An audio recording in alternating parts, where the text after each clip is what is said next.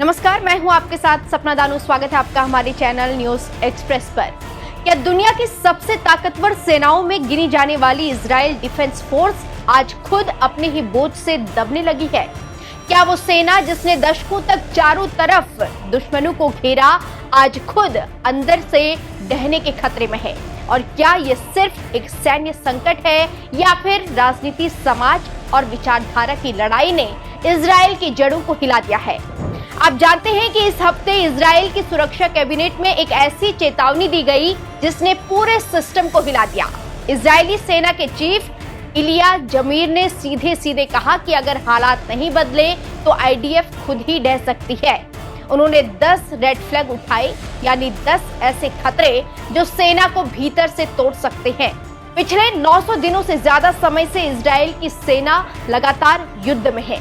Gaza, Lebanon, Syria, West Bank और अब Iran के साथ बढ़ता तनाव, यानी एक नहीं, दो नहीं, बल्कि 5 मोर्चों पर जंग। और यह कोई सामान्य स्थिति नहीं है, यह ओवरस्टेच है, यानी क्षमता से ज्यादा फैलाव।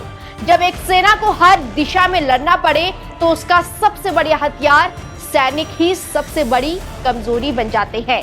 आईडीएफ आज जिस सबसे बड़े संकट से जूझ रही है वो है मैन पावर क्राइसिस। रिजर्व सैनिक लगातार बुलाए जा रहे हैं। छुट्टियां खत्म, आराम खत्म, मानसिक और शारीरिक थकान चरम पर। सवाल यह है कि कितने दिन तक एक ही सैनिक हर मोर्चे पर लड़ सकता है? और सबसे बड़ा विवाद यहीं से शुरू होता है। इस बयान को लेकर जानकारों का कहना है कि इजराइल में एक समुदाय है हरेदी।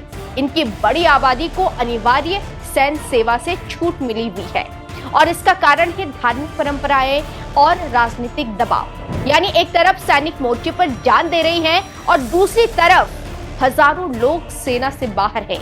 यह सिर्फ असमानता नहीं, यह सेना की रीढ़ पर चोट है। आईडीएफ की ताकत हमेशा उसकी रिजर्व फोर्स रही है, लेकिन आज ये सब मिलकर रिजर्व सैनिकों को ब्रेकिंग पॉइंट पर ले जा रहे हैं। अगर रिजर्व फोर्स टूट गई तो आईडीएफ की पूरी संरचना हिल सकती है। इसी बीच एक और बड़ा फैसला, वेस्ट बैंक में दर्जनों चौकियों और फार्म को कानूनी दर्जा दे दिया गया, लेकिन इसके साथ एक नई समस्या खड़ी हो गई। पहले से ही सैनिकों की कमी और अब नए ठिकानों की सुरक्षा, और हालात और बिगड़ रही है। वेस्ट बैंक में यहूदी राष्ट्रवादी हिंसा बढ़ रही है, टकराव तेज हो रहे हैं और अतिरिक्त बटालियन भेजनी पड़ रही है। एक और चौंकाने वाला फैसला, जनवरी 2027 से अनिवार्य सेवा अवधि घटाकर 30 महीने कर दी जाएगी।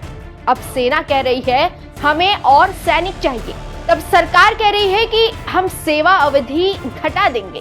आईडीएफ की मांग क्या थी? सेवा अवधि 36 महीने की जाए, लेकिन सरकार ने उल्टा फैसला लिया। हरेदी समुदाय को छूट देना सरकार के लिए राजनीतिक मजबूरी है, लेकिन यही मजबूरी अब आईडीएफ के लिए सबसे बड़ा खतरा बन रही है। आज दुश्मनों से कम अपने ही सिस्टम से ज्यादा लड़ रही है, और अगर यही हाल रहा तो सवाल ये नहीं होगा कि इजराइल कितनी जंग जीत सकता है। इससे आप समझ सकते हैं कि क्यों इजराइल परेशान है और इसका कारण क्या है। और इसीलिए विशेषज्ञों की राय यह है कि अब ईरान इजराइल पर भारी पड़ रहा है।